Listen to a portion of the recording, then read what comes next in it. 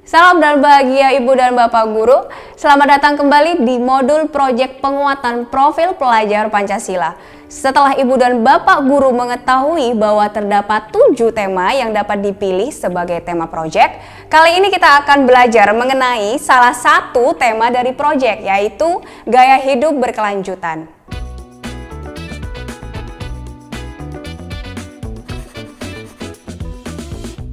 Ibu dan Bapak Guru, penting untuk diketahui bahwasannya tema proyek gaya hidup berkelanjutan merupakan tema yang dapat dipelajari oleh semua jenjang, yaitu SD, SMP, SMA, dan SMK. Menurut Ibu dan Bapak Guru, apa sih yang dimaksud dengan tema gaya hidup berkelanjutan dan mengapa tema ini menjadi salah satu yang dapat dipelajari pada kegiatan proyek? Salah satu alasannya adalah karena pembelajaran mengenai aktivitas manusia yang dapat berdampak pada lingkungan sekitar, seperti perilaku membuang sampah, penggunaan plastik, penggunaan transportasi, perilaku berbelanja yang impulsif, dan sebagainya merupakan suatu hal yang dapat mulai dikenalkan dan diajarkan kepada murid di usia sekolah dasar. Hal ini ditujukan agar kesadaran untuk menjaga lingkungan dan memperhatikan aktivitas yang berdampak pada lingkungan sekitar dapat ditumbuh kembangkan sejak dini. Kemudian, bagaimana sih pembelajaran di tema ini dapat menguatkan profil pelajar Pancasila? Mari kita mulai dengan memahami dampak dari aktivitas manusia, baik jangka pendek maupun panjang, terhadap kelangsungan kehidupan di dunia maupun lingkungan sekitar merupakan hal yang dapat mendorong murid untuk berpartisipasi dalam pembangunan global yang berkelanjutan. Yang mana pada tema ini, murid dapat mempelajari mengenai kontribusi apa yang dapat dia lakukan untuk menjaga lingkungan sekitarnya. Selain itu, pembelajaran dengan tema gaya hidup berkelanjutan memberikan kesempatan bagi murid untuk langsung mengalami pengetahuan dan mencoba menjawab isu-isu di lingkungan sekitarnya yang berkaitan dengan alam.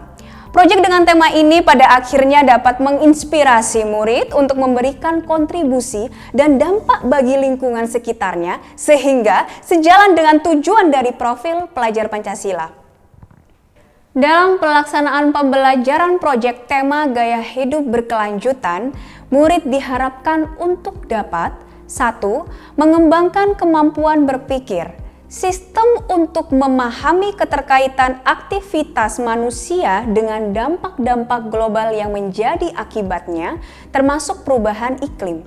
2. Dapat dan membangun kesadaran untuk bersikap dan berperilaku ramah lingkungan, mencari jalan keluar untuk masalah lingkungan, mempromosikan gaya hidup serta perilaku yang lebih berkelanjutan dalam keseharian. 3. Mempelajari potensi krisis berkelanjutan yang terjadi di lingkungan sekitarnya.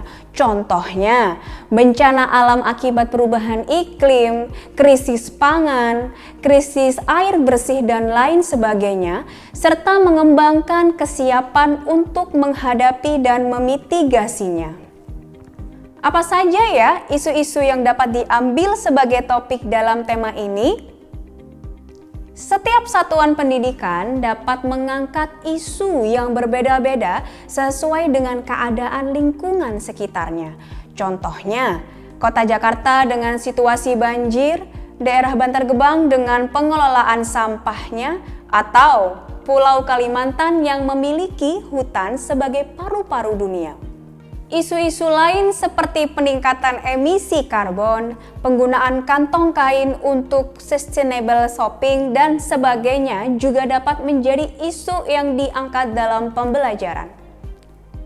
Satu topik akan mempunyai kedalaman pembahasan yang berbeda dalam setiap jenjang disesuaikan dengan perkembangan umur murid. Selain itu, topik yang diangkat dapat dikaitkan dengan isu yang terjadi di daerah.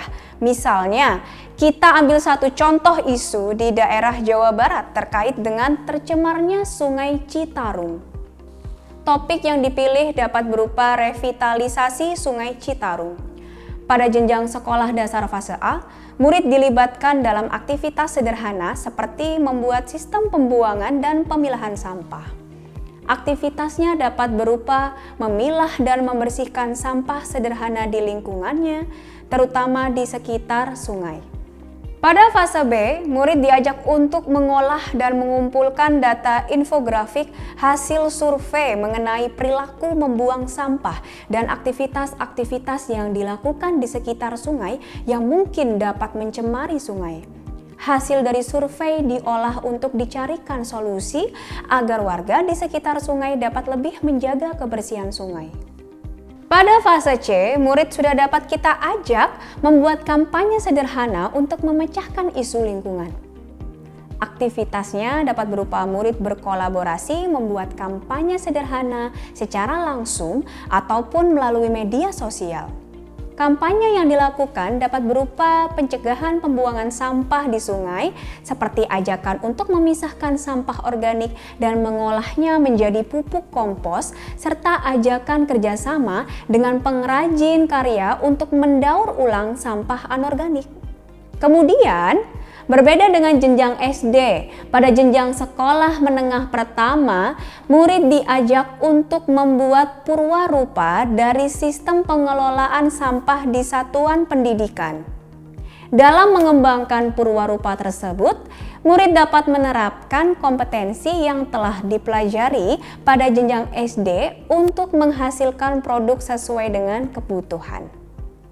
Aktivitasnya dapat berupa murid diajak untuk membuat purwarupa dari lubang biopori untuk pengomposan sampah di lingkungan.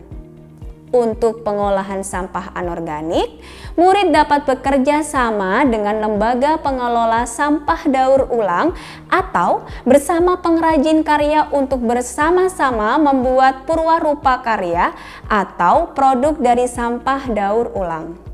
Terakhir, pada jenjang sekolah menengah atas atau sekolah menengah kejuruan, aktivitas yang dilakukan setingkat lebih menantang dibandingkan jenjang sebelumnya. Murid dapat diminta untuk mendesain atau merancang sistem pengelolaan sampah untuk mengatasi permasalahan yang ada. Contoh aktivitasnya dapat berupa murid mendesain secara langsung lubang biopori pengomposan sampah atau sistem untuk mengolah limbah organik sebagai bahan pakan hewan. Untuk pengelolaan sampah anorganik, murid dapat bekerja sama dengan pengelola sampah daur ulang dalam mendesain sistem atau alat yang dapat digunakan untuk menghasilkan produk dari sampah daur ulang. Tidak terasa, saat ini Ibu dan Bapak Guru sudah belajar tentang mengapa, bagaimana, dan apa saja yang perlu untuk diketahui dari proyek tema gaya hidup berkelanjutan, serta contoh aksi nyata yang dapat dilakukan oleh murid sehubungan dengan proyek sesuai dengan jenjang usianya. Semoga Ibu dan Bapak Guru semakin siap mengembangkan dan melaksanakan tema tersebut hingga menjadi topik proyek bersama murid-murid. Selamat berprojek, salam dan bahagia.